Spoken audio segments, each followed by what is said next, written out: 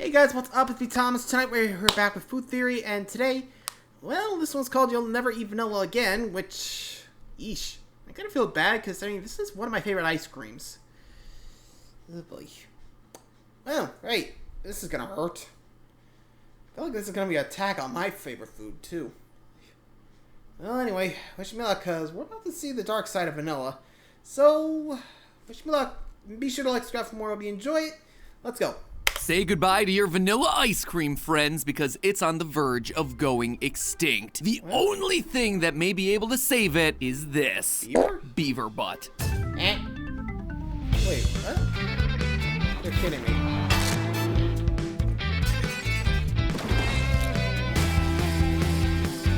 Alright, this I gotta see.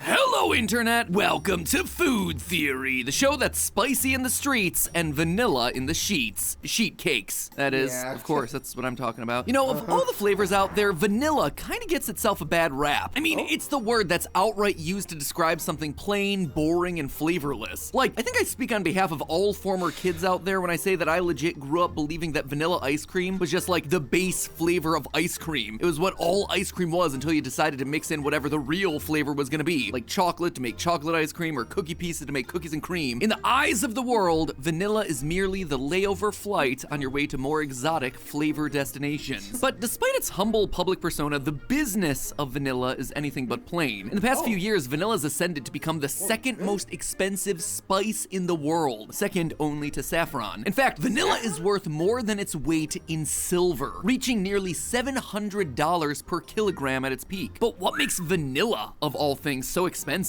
After all, vanilla comes from a bean, right? Aren't beans famously one of the cheapest and easiest to grow foods around? Well, first of all, let's just dispel that myth right here. Vanilla isn't actually a bean, much like peanuts aren't actually nuts or blackberries aren't actually berries. What we call a vanilla bean is actually a fruit, specifically the fruit of a specific type of orchid. And orchids, unlike beans, are notoriously hard to grow. Ask anyone who's tried to maintain a home garden, they're one of the hardest flowers to grow. You need to be close to the equator so it's warm, but it can't be in a desert because the vanilla orchid needs a healthy amount of water to grow. But too much heavy rainfall can also damage this delicate plant. Therefore, it needs an environment with taller plants that can protect it from the sun and the harsh rainfalls. Not only that, but the pollination period for vanilla just lasts a few hours of a single day of the year. So if you miss your pollination window, too bad, you lost your chance. And that's pretty darn devastating because it takes upwards of 3 years of growth before a vanilla plant grows to the point that it can produce fruit. And we're not even done. Humans, of course, have managed to make this difficult situation even worse. There were some rainforests in Central America that used to be the perfect environment for the vanilla plant, but due to deforestation, these areas no longer are able to support them. Good job, humanity.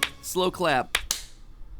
As a result, 80% of the world's vanilla is now grown on the African island of Madagascar. Except there's a problem with that one too. You see, vanilla is native to Mexico. It was originally brought over to Europe by Spanish conquistadors, but because Europe's climate wasn't right for the plant, no one had any success cultivating it there. Eventually, they figured out that they should probably ship the plant to other similar climates, hence it winding up in Madagascar. But as you might imagine, that's a long way away from home for a Latin American plant, which adds itself a whole other layer of problems. Well, Madagascar had imported the vanilla plant, they hadn't imported the entire ecosystem to go along with it. In short, the rainforests of Madagascar don't have the kinds of insects and birds that would be natural pollinators for the vanilla plant, which means vanilla orchids growing in Madagascar need to be pollinated by hand. Human hands. And unlike the birds and the bees, human pollinators expect to be paid at the end of their shift. And while we're on the subject of climate, this isn't even touching the fact that when you're in a rainforest on an island that close to the equator, cyclones are a real problem, and a single cyclone can completely wipe out the 3-year investment that you just made in those vanilla plants. And we are still not done, because remember, we're talking about the world's second most expensive spice, and humans are the worst. Those two factors combine to make vanilla a huge target for theft. Plants growing in a tropical rainforest don't exactly have themselves the best surveillance and security systems, and the vanilla is just hanging out on the vine for a period of 6 months while it's maturing. That is a huge window of opportunity for would-be thieves. And after after you've stolen that vanilla, it's pretty darn easy to fence. It's not like selling a stolen TV or an iPhone that has a serial number that can be tracked. These things are just plants. To combat the increasing levels of theft, some vanilla producers have actually started physically stamping their plants to identify them as their own, like an old school rancher branding their cattle. But again, it is yet another layer in this manual, time-intensive, awful process, all meant to get you a bowl full of plain vanilla ice cream. In short, vanilla is an extremely risky business with extremely volatile prices. Can you start to see why vanilla might be more of a problem than it's worth? And when there's that much money on the line, companies start getting creative, finding ways to cut corners, find alternatives, and sneak in synthetic substitutes. Which brings us to the topic of today: vanilla, as you know it, is going extinct. Over the last few years, you've shown the food industry that you're okay with substitutes, and they are more than happy to provide. Remember that $700 per kilogram figure I mentioned earlier in the video? Well, that's when vanilla prices peaked in around 2018.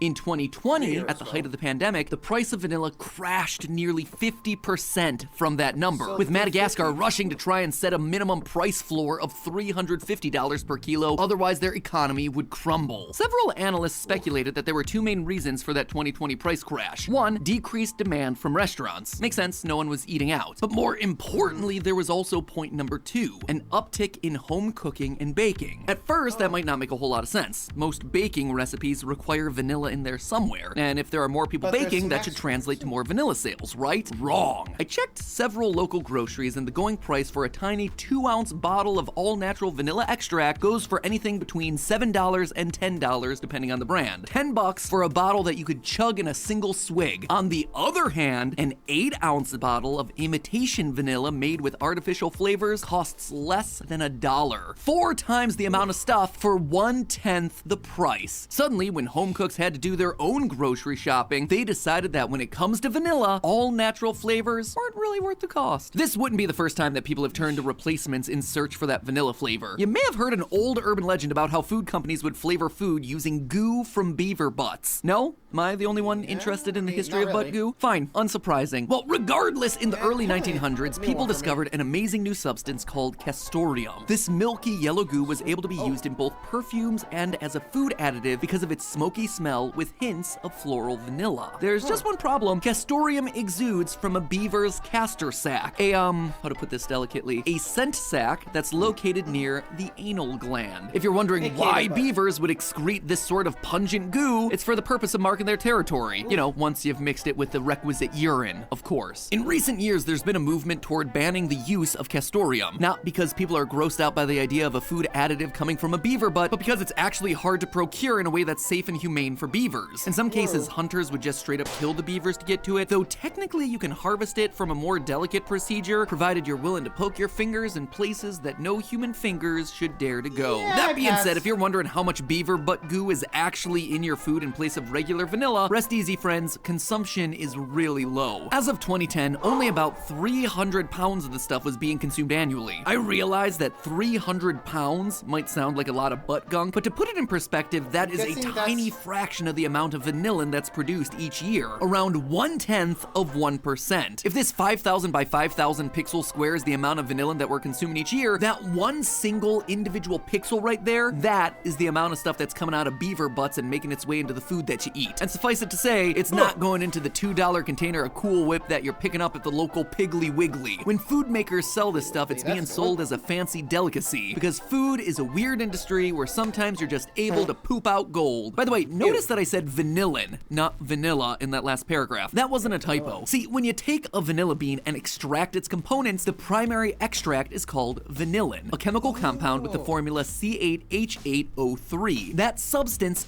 does occur naturally, but mass producing it in a lab is a heck of a lot easier. Hence why your grocery store has artificial synthetic vanilla that is literally less than 5% the price of actual vanilla extract. And from a chemical standpoint, it is the exact same vanillin that you would get from a vanilla plant. The exact same configuration of carbon, hydrogen, and oxygen atoms. Chemically speaking, they are equivalent. There should be no atomic difference from the vanillin from the lab and the vanillin from the bean. The issue, of course, is that while vanillin is the primary component of vanilla bean extract, it's not the only component. There's lots of other things that subtly contribute to the flavor, and different batches of vanilla extract will taste differently based on how ripe the plant was, or the extraction process itself. Honestly, it's a lot like wine in that sense. Chemistry just isn't enough. The flavor is ultimately affected by the environment around it. That's why food is as much an art as it is a science. Right. That's also why real vanilla and artificial vanilla taste different, even when they should basically be the same. Now, if you can't...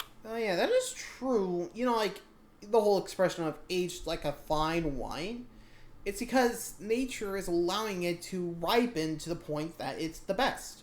You know, like, say, I mean, guess that explains why it's only like 1 day out of 3 years. Sheesh. I mean, again, because that's the peak flavor. But yikes. That sounds pretty tough. Which, again, I don't think you can just pretty much improve, like, the age of a chemical like that. Which, again, that seemed really tough. Like, if they could do that, sure, whatever, but wow. You can definitely see what's going on here, but is it even possible to taste the difference? I mean, I've never had it, so can't tell. Anyway.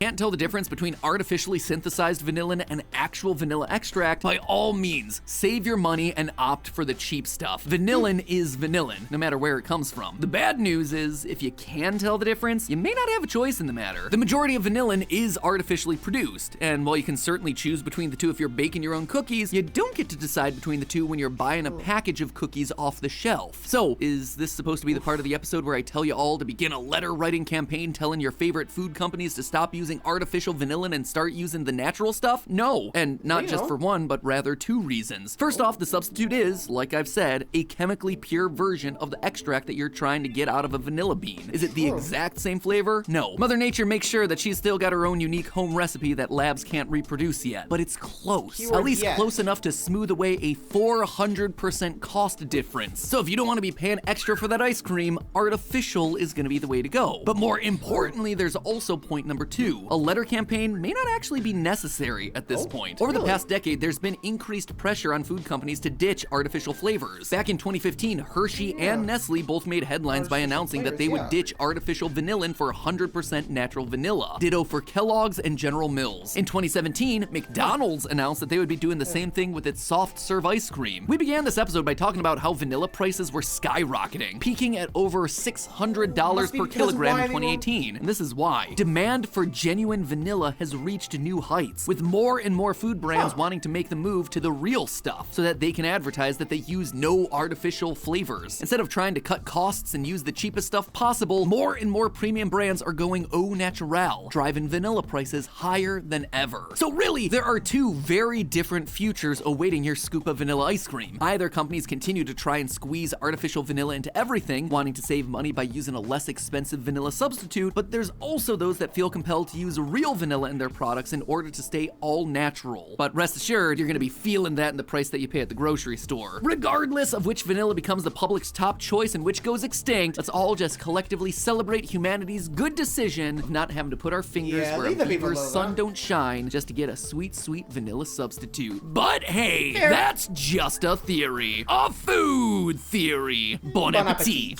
And hey, if you feel like you're to be honest, if you ask me with, like, either artificial flavors or natural flavors, I mean, hey, if you get it pretty close, I'll say, yeah, go ahead.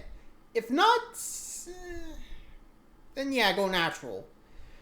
I mean, hey, they test these things in the lab, because, you know, I'm just saying, if it's chemical close, what's the problem? Like, seriously. I never really got the whole all natural, like, hello, we're made of chemicals too. Like, chemicals are all around us. Yeesh. Like, pretty sure this is artificial. No one's complaining. Sheesh. I don't know. Just saying. Just seems kind of redundant, don't you think? But again, people can be dumb sometimes. What are you gonna do? Anyway, so, what do you guys think? The artificial flavor or the natural flavors? Let me know in the comments. So, until next time, guys, thanks for watching. Let me know what you guys think of the theory. I'll see you around. Night, guys.